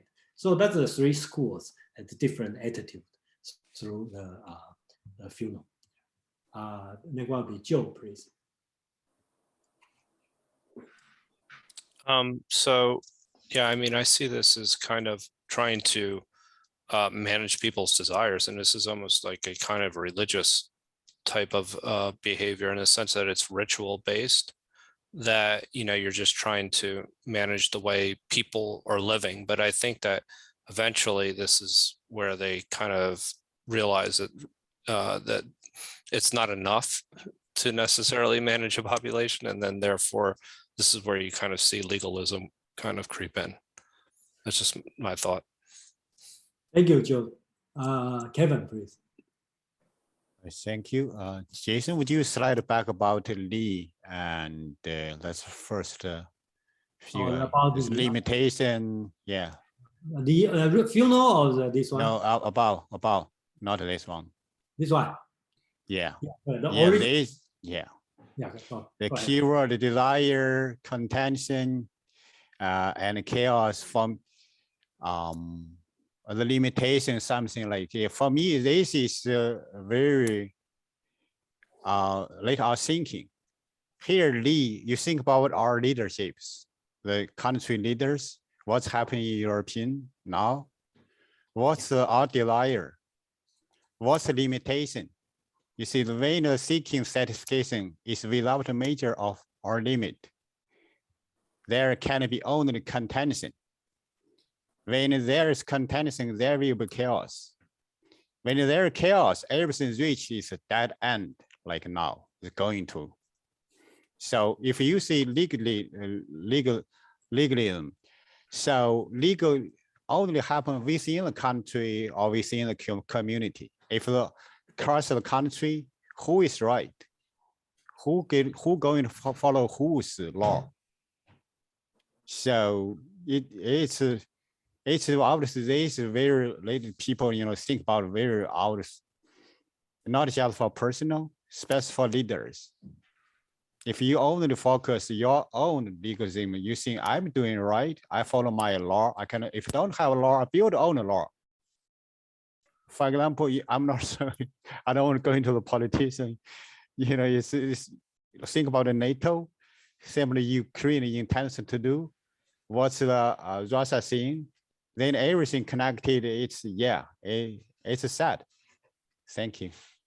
All right, thank you, Alex. And after Alex, we'll move on for the last section. I just want to mention quickly about the historical background, because about the music, because I was really interested in the musical ceremony. But anyway, I feel that historical background is that the music performed during the funeral or the rites is really for upper class, because the lower class they cannot afford to have music like an orchestra or or dances. That's very expensive and elaborate. So that's only really for so Feng Yulan says here was referring to Book of Odes. And I want to point out how important this Book of Odes is. Why is that important to the music? Because in it says that if you have to enjoy the right kind of music to promote morality. If you listen to the wrong kind of music, you would not promote your morality. So Confucius, all the way back, maybe 200 years ago, before Xunzi, already have a book of odes, which is the songs that he approved, that he included. He edited what are the appropriate songs to sing to promote morality. So in today's terms, like classical music will be good for children. Chinese people deeply believe that classical music, will promote children to be good kids. So when we grow up, a lot of us learn classical music, piano. So I just want. Yeah, so you should learn piano, class music, not the pop song. Okay, so that's the teaching. I have to move on. Kevin, you want to talk about this one? Quick, in the music about funeral, I'm curious about Taiwan, how they practice now these days. If you loved one, especially grandparents or passed away, still crying, you like me, you miss your grandparents and a loved one, or another one you hiring. If you cannot cry these days, hiring people cry for the funeral, and also hire a band for the music. I'm not sorry. I would ask you share the Taiwanese currently. Я не хочу думать ни о чем. No, that's depend on. Меня, пожалуйста. That's depend on how you want to practice.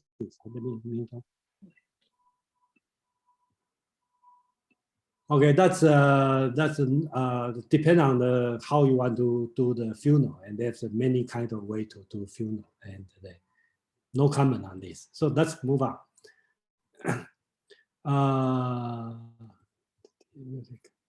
Okay, so the last part, I think that's the important part, and you will relate it to next week. Very tight. rectification of name. Okay, so-called 正名. This one is very important in the Confucius teaching. And then Xunzi also talk about this. So for most of people probably not familiar with this kind of concept. And if you are in the logic part on the school of names and Moism, they all talk about name, actuality, and the name. So basic idea is that's the subject, that's the predicate, right?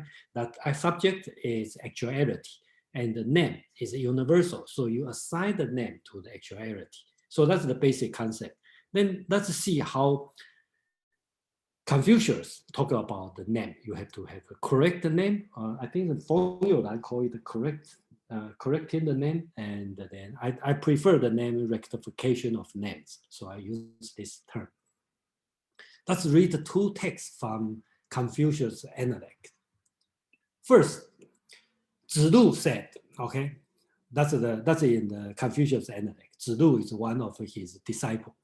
Zhidu said, the ruler of Wei has been waiting for you to administrate the government. What will you consider the first thing to be done? The master, Confucius, said, what is necessary is the rectified names. Zhidu's reply is, so indeed, you are so unrealistic. Why must there be such rectification? Remember, Zhidu is only 9 years younger than Confucius.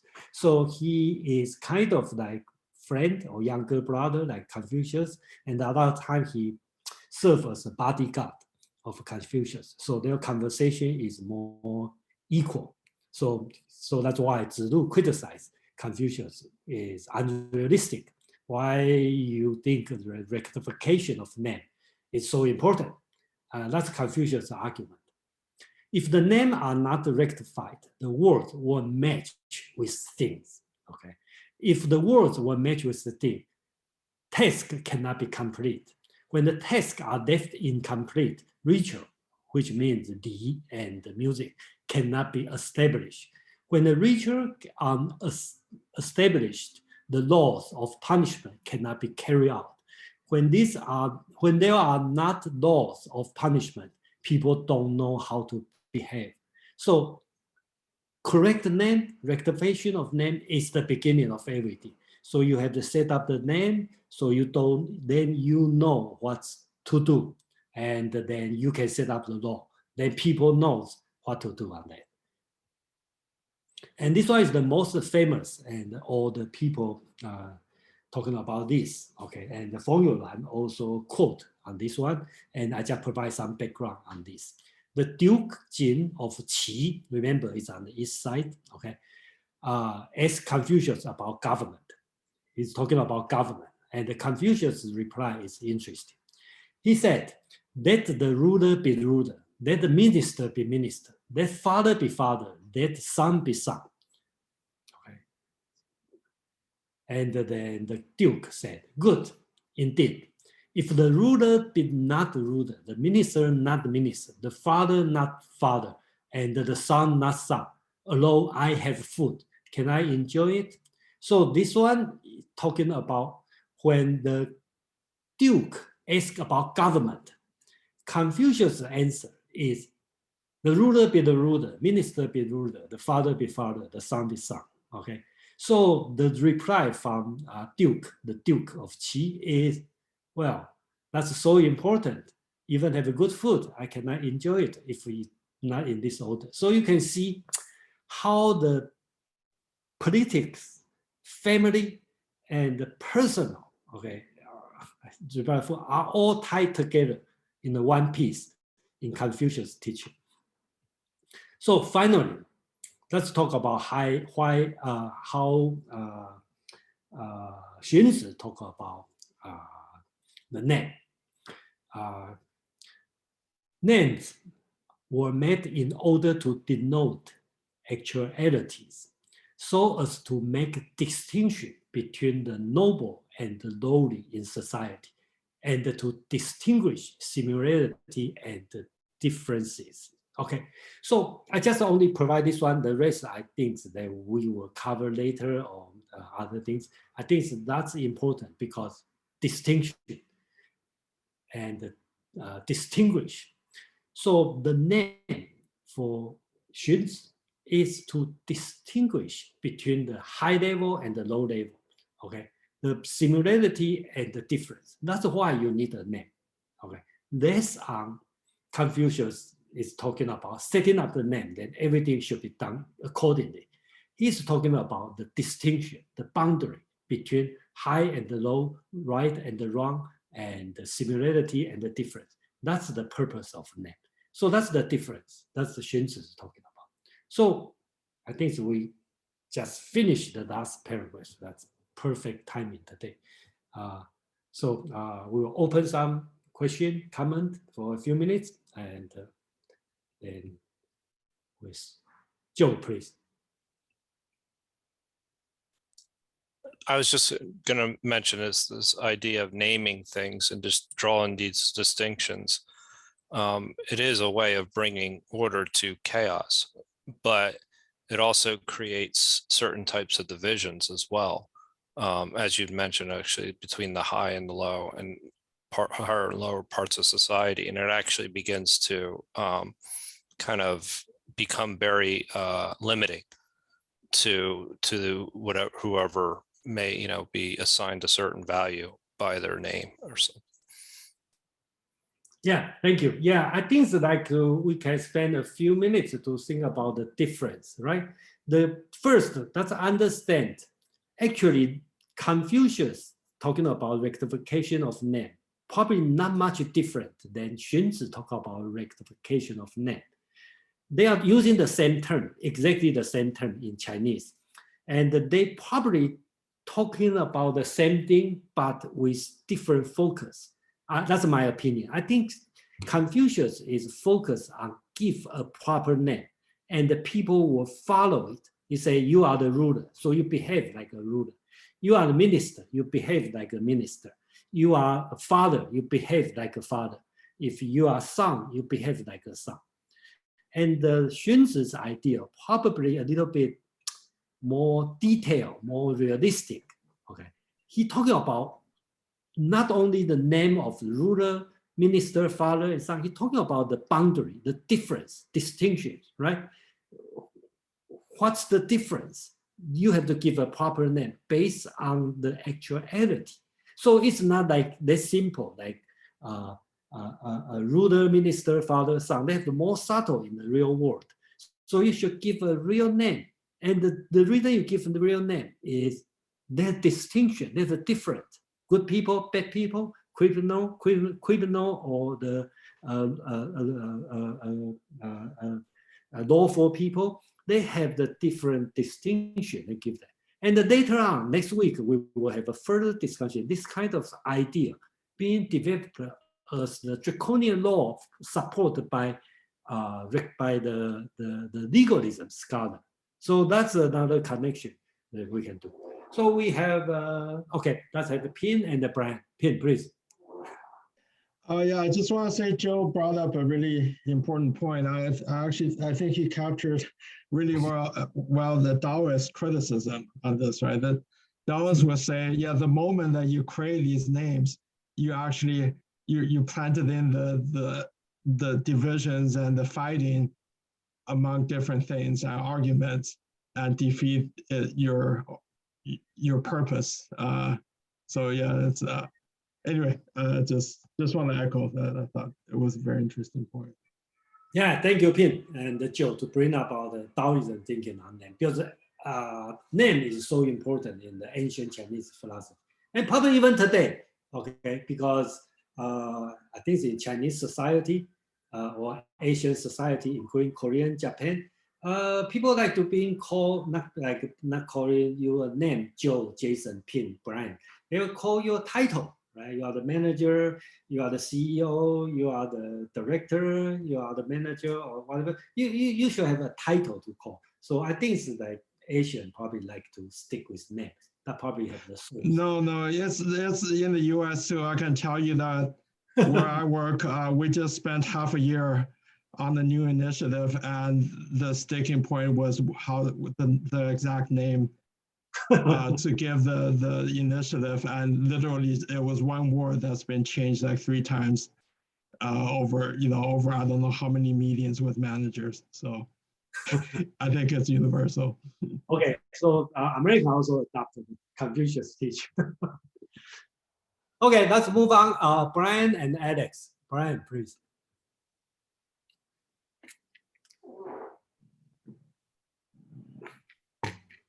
I want to talk a little bit about origins and sources of the origins of power and the sources of power, and the mythical past that is assumed here in these writings, the Chinese writings, including this one, and contrast that with what I've seen in what I'm familiar with in the West. In the West, we assume that there's a social contract which has established the, if you will, the culture, the society, the state, the man-made environment, elements of our environment. And then they assuming the social contract, they say the social contract gave rise to this or that agreement, and that the social contract continues to be a force in society. The Chinese myth is the sage king. And so you have a different dynamic, that the origin of this power was the sage king. And so that's still the current source of power. And I just find that that's really very interesting. It's, I guess that if I were to, I guess I would say that both of them are probably, they're just myths. They're theoretical assumptions. Both of them are incomplete, because let's say that the social contract is more democratic, but also in the West, you have the executive force, somebody who executes the common will. And in the Chinese, you have the sage king, and that is, if you will, the executive force. One element of the sage king is the executive force. And maybe they overlook the fact that there is some element of consensus involved, some element of tradition, some element of already established institutions, agreements, and principles that probably arose from the people as a common culture before there was ever the sage king. So I think to me, it's interesting. They both have these mythological, they make reference consistently to this mythological origin, and then they carry that origin into the future, into the current situation as a source of power. Thank you, Brian. So we have Alex and Madeline. Then I'm going to stop today's meeting. So we do it perfect timing, only 5 minutes over time. Thank you, everyone. Alex, please. Yeah, I just want to mention that in the reading, I was really interested, because actually the rectification of names is a very in Chinese, okay, in the Chinese sense, it's actually for me a concept that's not easy to understand. But I think Xunzi really explained it well for me, or Feng Yulan's summary made it very well for me, especially on the part of the classes of the fallacies. Like, I can see that even applies today, like a lot of fake news, a lot of terms that people come up, right? A lot of terms that people come up to describe something that is not what it actually is. So in Xunzi's philosophy, you have to reason. When you come up with a name, you have to use reason. You have to use your senses to come up with a reason. And then you have to analyze the process to see if that's a real correct name. And then the name is a function of the king. the king makes a definition of the name. He is the one true ruler who is going to call upon, say, oh, this is what's going on, this is what it is. And I just want people in this group to understand that that is a very important concept in Chinese culture, that, all the dynasties, all the kings and emperors, they come up with these terms, and it lasts for many thousands and hundreds of years. So this concept of recognition of names is actually a very important concept in Chinese culture and philosophy. And actually, the fallacies of names is, I think, I was trying to understand it, take the example of what's happening between Russia and Ukraine. For example, Russia would say that, oh, we're going into Ukraine as a peacekeeping, mission.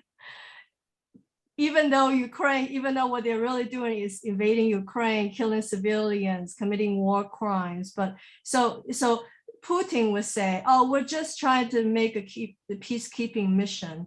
Well, of course, the world sees now that with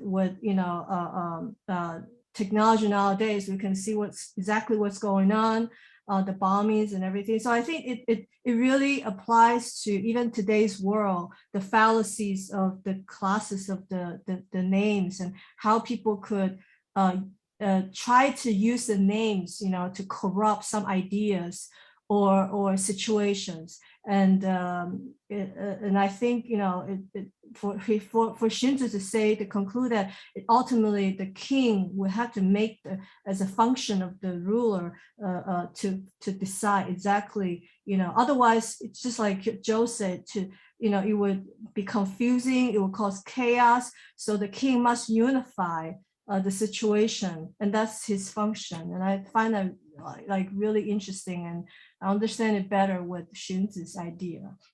All right, thank you, Alex. And then I just want to remind everyone, next week we talk about Han Feizi, which is his student, Xunzi's student.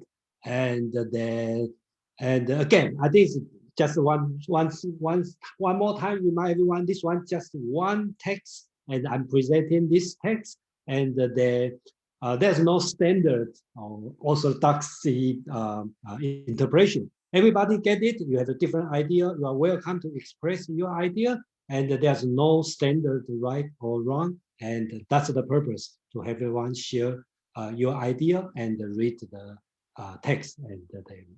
So we have Madeline, and you have a final word. My final word is more of a question, really. Okay. And perhaps it's a big enough topic that it might be good for another time, which was the entire logical use of names, general names and specific names, and then the way that he pointed out the fallacies of arguments, of logical arguments of the school of names and the Moists, and how that would relate to when this particular cluster of ideas arose in Western philosophy. Yeah, thank you. And Madeline, actually, I've been thinking about this, and I'm afraid it will become too dry and too boring, in this meetup. That's why I kind of like, because the last time, if you remember, I spent the whole section talking about Moism logic. I think it's a little bit dry. I'm not sure, probably, please let me know, you are like it or you don't like it, and let me know. And I'm thinking about this because I feel like, should I doing this one? Is that the thing, really helpful? Okay, so that's an open question, and everybody welcome to give me idea. And another thing is, better thing to talk about the ancient Chinese philosophical logic is Hsun's writing. Okay, he has his PhD dissertation is talking about this one. I have this book, and probably one day I will bring this book, and pin is not in his head. So Hsun has much better writing about the logic on different school. That would be the interest. I'm not sure it's interest to everybody or not. Is that in English or Chinese? when he English. He wrote a dissertation thesis during when he worked with John Dewey. okay. Okay, so that's an English book. That's an old book published in 1910 or 19 something. Okay, so it's an interesting writing, and I think we will have time to talk about.